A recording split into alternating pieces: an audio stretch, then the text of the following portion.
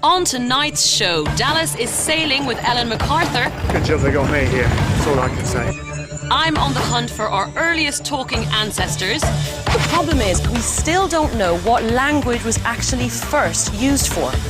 And Jem is setting things alight again. You know what, flames will go out, don't worry, that wouldn't set the car on fire. That's Bang Goes the Theory, putting science to the test.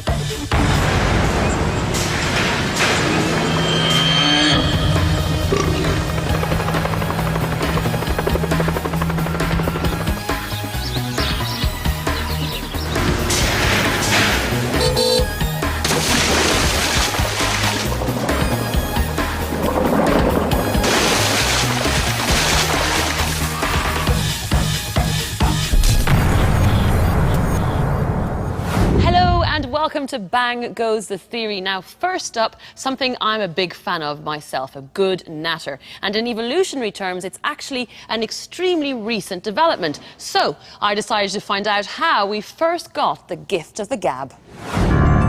To study the origins of language, one approach is to look at the brains of our ancestors. The Natural History Museum in London holds a collection of brain casts dating back 3 million years, which is why I've come to meet Dr. Margaret Clegg of the museum's Human Remains Unit. Margaret, the origin of language still eludes us to this day, despite quite a few different clues. Brain size is a clue, though, isn't it? That's right. People have used brain size as an indication of whether a species had language or not. OK, so what do we have here? OK, well, this one is an Australopithecine. This one's about 3 million years ago. OK, now immediately I can see very small brain size. Its brain is about the size of a modern chimpanzee. OK, grand stuff. And next up? Next up, we've got Homo erectus. Now, and you immediately, the difference in brain size. It's just amazing to see how much bigger. This particular individual lived about 1.8 million years ago.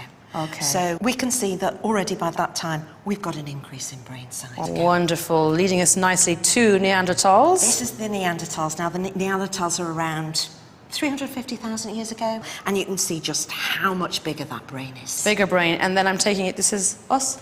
This is us. This one dates to about 90,000 years ago. So from the changes in brain size, can this help us understand the possibility of the evolution of language as the brains got bigger? Well, possibly, but it's partly about brain organisation. So there's something different going on in a brain this size to a brain this size. But did we first begin to develop into a speaking species after our ancestors' brains increased in size relative to their body size? It can't just be about brain size, can it? Because elephants have massive brains. I suppose it's more about the proportion of the brain in relation to the body. Modern humans, us, we've actually got a brain that's about 6 times bigger than you'd expect for an animal of our body size. Having this big brain meant our ancestors had the capacity to do more with it. But does that mean they spoke? This is an Acheulean hand axe. Incredible. When does this date back to? Well, this would be associated with Homo erectus. Now, obviously, this is a very complex tool. Why does the complexity of this tool help us understand that language may have developed at this stage? Well, it would probably be possible to learn to make this tool by watching somebody do it. Mm-hmm. However, that would probably take you quite a long time. Right. If you've got language, you can actually explain where to hit the stone. You're going to have to know how to touch the edge so that you get sharp edge. Mm-hmm. And if you feel it, it's sharp. It's amazing. As our ancestors' brains grew, they gained the ability to begin to make tools. But another development was an increase in the size of Broca's area, the part of the brain which translates thought into speech. These are simply molds of the inside of the skull, which sort of reflect the shape of the brain when it was developing inside the skull, right? That's right. This reflects the size of the brain and the pattern of the brain left as an imprint on the inside of the skull. So if we move on to Homo erectus, what we can see here is, again, you can see how much the front of the brain has increased. And you can see here what some people have claimed to be a Broca's area. So based on the clues we've looked at, where would you place our earliest speaking ancestor? Now, that's a really difficult one. So lots of people have got their own ideas about this. And some people put it very late, other people put it very early. Okay. But if you're going to ask me to stick my neck out on this one, go on. what I would say is that it's actually with the later Homo erectus, not right at the beginning, but somewhere perhaps around about 1 million years ago. Wow, fantastic. Which means that Neanderthals definitely would have spoken? I would say so. So perhaps as Broca's area developed about 1 million years ago, our ancestors turned their grunts into something we might recognise as the origins of human speech. To find out how important Broca's area is to speech, I've come to meet neuroscientist Dr. Joe Devlin from University College London. Joe, thanks a million for letting me experiment on you today. I'm glad you're here. Good stuff. Now, first of all, how does this equipment work? So the kit behind me is called a transcranial magnetic stimulation device, or TMS. And basically it's a strong electromagnet. You're going to use the magnetic field to scramble the neural signals that are sending control messages to the muscles that are producing the speech. So effectively, you're going to scramble the speech that I produce. So essentially, this is going to show that Broca's area is absolutely vital for speech. Where exactly is it located in our heads? So Broca's area is just on the left, and it's a little bit above and behind the eye. Excellent. I can't wait to do this. Can we get started? You bet. Good. To locate Joe's Broca's area, we take some quick measurements of his brain, and when the black dot hits the centre of the cross, it means we've isolated it. So I'll start counting backwards, and when you're ready, you trigger it. Go for it. 30, 29, 28, 27, 26, 25, 24, 23, 22. So you did it. That was speech arrest. That is the most incredible thing I think I've ever seen. That's your Broca's area scrambling up because of the magnetic pulses that we're sending from this tool. Can we do it again? Of course. Do you mind? Yeah, no Brilliant. problem. 47, 46, 45, 44, 43. Thankfully, 42. Joe's brain is not scrambled permanently, as this experiment is harmless. By using powerful magnetic pulses to disrupt the workings of Joe's Broca's area, we've temporarily shut down the language region that allows us to form words. 44, 43, 42. Although scientists still debate exactly when and how language first arose, there's no question that it's been essential to our development from users of flint tools to the advanced societies of today. To paraphrase Darwin, language is an evolutionary progression towards perfection. Oh, it's so frustrating that we'll never know when our ancestors started to speak. Well, never say never, because we did recently get a good load of great DNA samples from well-preserved Neanderthal bones in caves. That's giving us excellent information about all this. That's interesting. What kind of stuff? Well, for a start, we know we're not descended from Neanderthals. We just lived alongside them until they went extinct. OK, if we're not descended from Neanderthals, then why do I care whether or not they spoke? Well, think about it. It's a bit like if we lived alongside chimps now, which we do, but chimps could speak, OK? How incredible and weird would that be? And how much information could we gain about it all? Yeah, no, that would literally be mind-blowing. I mean, the implications of having two different species being able to communicate through language would be amazing. I know. Now, researchers have recently found a gene called FOXP2 that's thought to be associated with language. Right. Did Neanderthals have that gene? Yeah, Neanderthals had it, but so do most animals. The thing is, that gene doesn't actually change much over evolution. But a couple of 100,000 years ago, this particular gene went through 2 mutations in the human population, and it spread right across the globe. And that's thought to be a really important event in all of this, and it's thought to have signalled the beginning of something we can call language. But presumably human beings are the only species that have this mutated version of this gene, given that we're the only species that can talk. Well, actually, here's the really good bit. Neanderthals had the exact same version of the mutated FOXP2 gene that humans have, OK? So if we think that these mutations signaled the beginning of language, this suggests that Neanderthals could speak, and also, if they could speak and humans could speak, it points to a common ancestor that could speak also, and therefore we can date the actual origin of language. Wow, that is really interesting, interesting. it's cool, it? eh? I love that, yeah. Next up, burning money. It's what we do every time we drive the car. You see, braking is such a shocking waste of energy, I thought I had to investigate. Shocking waste. This might be a go-kart, but its brakes use exactly the same principle as the brakes on a Ferrari.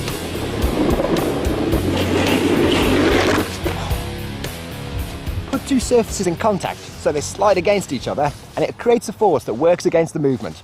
It's called friction, and it stops things from moving. Here we go.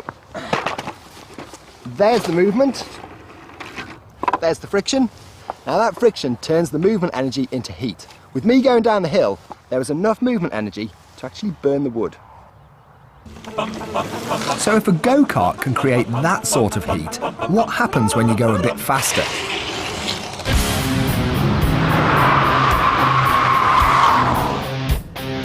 This is the next level up. A normal family car still uses the same system. One thing squeezes something else, that applies the friction and slows the vehicle down. Here, it's a brake disc. Just in there are the brake pads. But what about the heat? I want to see braking at higher speeds up close. This warehouse is home to the toughest braking systems in the West. The brake disc is connected to these flywheels, which provide the weight of a vehicle. I'm loading it up with 1.5 tons. To you and me, that's a family saloon with a couple of passengers. The only thing left to do is set the speed, which isn't up to me because it's not my machine to brake. What kind of speed can we take this to? Well, this machine will do Formula 1. Really? Yes. We could do 150 miles an hour. Well, you could do, but no, I'm not going that high. How high do you dare go? 120? 125. Oh. All right. Oh, this is what I want to see. At this sort of speed, braking generates some serious heat. You can start to feel the heat coming off that even from here. That's got to take it out now. The flames will go out, don't worry, that wouldn't set the car on fire, wouldn't set the brake fluid on fire. That's what I worry, the brake fluid's going to go. We're all in trouble then. For a brake to work effectively, it needs to handle the heat, so the system doesn't just burst into flames.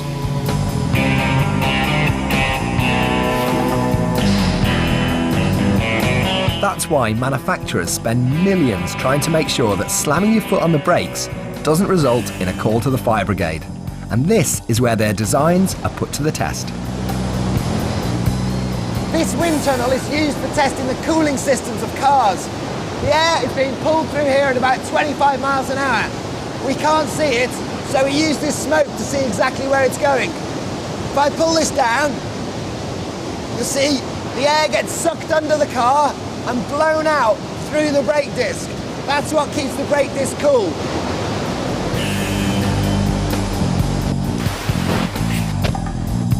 This thermal imaging camera shows that the system keeps the brake temperature between 200 and 300 degrees, hot enough to cook your breakfast on, but not enough to fry the brake pads. The problem is, all that heat escaping is just wasted energy. When you hit the brakes in an average family car, you can waste enough energy to make a cup of tea. Over a car's lifetime, that's a lot of cups of tea, or in fact enough energy to run your house for over 2 years.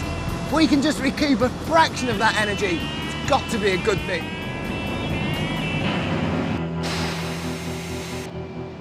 And this could be the answer. A hybrid. It's got a petrol engine and an electric motor. Cars like this have a nifty way of recycling some of their unwanted movement energy.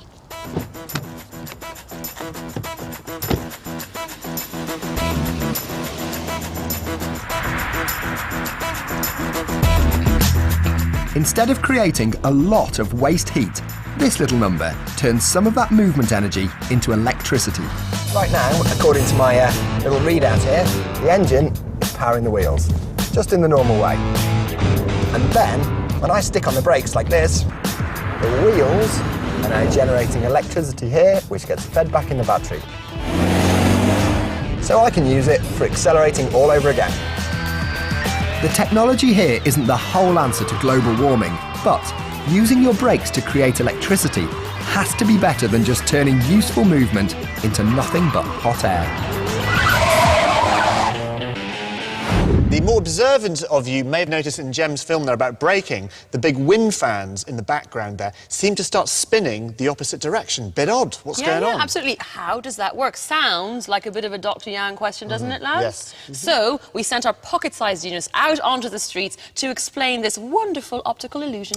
And it just shows you can't quite believe everything you see on TV. Indeed. Have you ever noticed how wheels that spin sometimes start to look like they're going backwards? Now, if I spin this wheel, it should look to you at home like it's starting to go forwards, then backwards again, then probably flip to forwards again. But the question is, does it look the same to us here? No.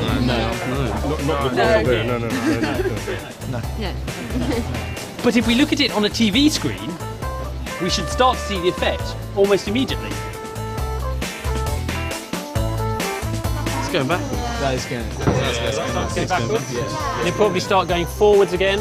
Oh. Yeah. Oh. Backwards again. Yeah. Predicting it. Wow. So it switches between going backwards and then going forwards. Yeah. There it is. There it is. And can you see that's going backwards on screen now? And can you do it forwards? Well, it should look like now it's going changing. forward. Look. That looks like it's starting to go backwards. There we go. Whee! Why does it look different on Television. Ah, that's how television works. Moving images, like those on a TV screen, are made up of a series of still images shown one after the other so quickly that your eyes don't notice the flicker and it just looks like one smooth moving image. So if the shutter speed of the camera is exactly coordinated with the speed of the wheel, the spokes will end up in exactly the same place in each image. Then it looks as if the wheel is staying still rather than spinning. But if the wheel is moving just a little bit slower, the spokes in each image won't quite be in exactly the same place. If they're a little bit behind in each one, it'll look as if the wheel is going backwards. That sounds like an explanation that's just to do with how television works.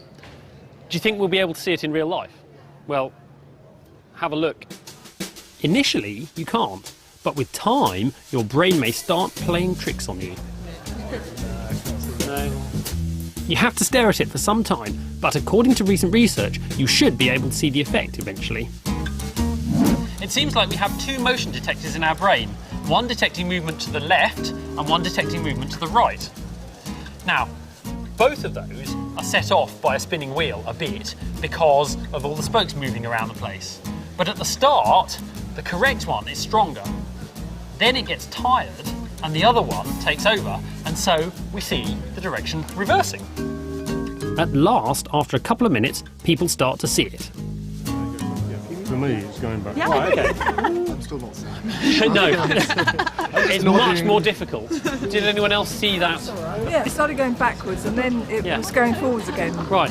I mean, on this very small sample size, I wonder if there's an age effect. Probably. No, it's a marriage effect. We're so it might well be that. We see everything together. Now, that was a very good example of Jan almost putting his foot in it. Now then, this week, my mission was to try and get to the bottom of why the British weather is so rubbish. My big mistake was to try and do that on a boat. Ask pretty much anyone who lives here what Britain's weather is like, and they'll probably say windy and wet. But why is that? I've come down to the Isle of Wight, not just to meet somebody who's been in pretty much every kind of weather there is, but to try and beat her at her own game. Ellen MacArthur has sailed around the world 2.5 times and crossed the Atlantic more than 10 times, and for the most part, she's done it alone. The idea is that she's going to give me a crash course in the weather, then I'm going to take over as chief meteorologist on this. An open 60-class racing yacht, similar to the one she sailed around the world in alone. First off, though, I thought I'd better come clean with my total lack of knowledge. So I know a little bit about the weather, with the emphasis being on little bit. The reason we have weather is because we have an atmosphere on the Earth. We have the sun up there, and that heats the atmosphere. But I'm guessing there's probably a bit more to it than that. Well, that is the basis of it. You have warm air and you have cold air. And right. The cold air will sink and the warm air will rise. And wherever you have that, even if it's the kettle in your kitchen, that warm air is rising, and that is the start of a movement. But does the fact that the Earth's rotating, does that have Well, the rotating of the Earth kind of gives the weather its direction. So Right. it doesn't just kind of happen. When we're in the UK, we see the weather always comes in from the west. Now, you might think that this spinning would mean that our winds would blow from west to east, but in fact, it causes them to form great vortexes, which spin through 360 degrees as they travel around the globe. It's called the Coriolis effect. And is the weather so bad generally in Britain, or not so bad, but so changeable? Is that because we're kind of in the middle of two sort of weather cells, if you like? There's something called the Azores high pressure system, which sits funnily enough over the Azores. Clever, I love that. Yeah, it's good, isn't nice, it? Nice, yeah, name. simple. Yeah. And then basically the low pressures coming across the Atlantic get pushed over the top of that. The highs tend to be quite stable, the lows tend to be quite dynamic. So these lows come straight across the Atlantic, squeezed above the Azores high pressure, and that bangs them straight into the UK. Our problem is that the British Isles are stuck between two stable high-pressure systems, one to the north and one to the south. As a result, low-pressure systems, the huge vortexes of warm, damp air sandwiched between them, score a direct hit on us. That's the interesting thing with the weather. We have all these forecasts, but they're just computer models. Right. So we see what happens, and then when that happens again, we think, well, because that happened last time, that's going to happen this time. It's not just the big picture stuff. You know, you get a black cloud come over, and suddenly you've got another 15, 20 knots of wind, and that's not on any chart. All this complexity is a bit worrying. The idea is that I'm going to monitor the winds as we take part in the annual Round the Isle of Wight race, us against 1,700 other boats. So Ellen's gone, she's left me alone on a boat. I have to say, I quite like what she's done with the decor here, but it's a little black for my taste. I would have, you know, maybe a bit of emulsion or something. But this boat is no fashion statement. She is one high-tech yacht. This is where all the information about the world's weather ends up, the yacht's nav station. But all this computing power can only tell you what has happened. What will happen is down to statistical analysis and a bit of human interpretation. So whilst the yachties did what yachties do, I did a bit of swatting up. Is that line there, is that a wind or is that a wave? Finally, I thought I'd grasped the hardcore science of meteorology. If on her cheeks you see the maiden blush, the ruddy moon foreshows that the wind will rush.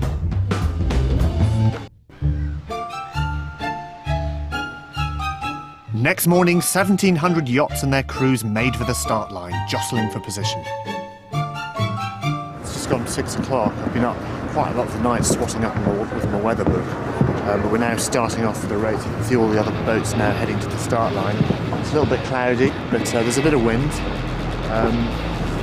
Should be a good day sailing.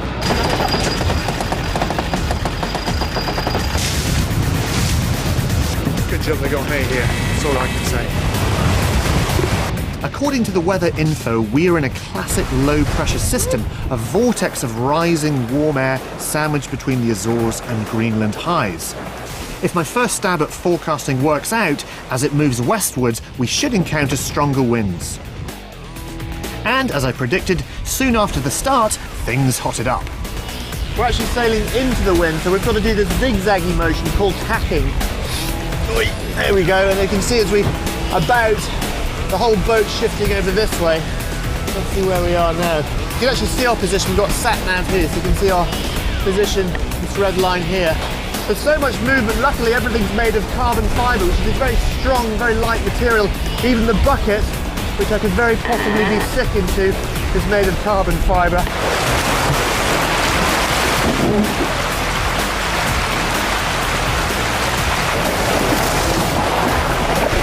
Now, at this point, I was going to give you all a clever scientific insight to how the winds were forming as we raced around the Isle of Wight. But, well, things just didn't work out that way.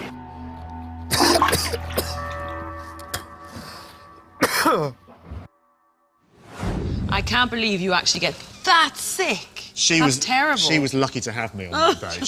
She needed me on that boat.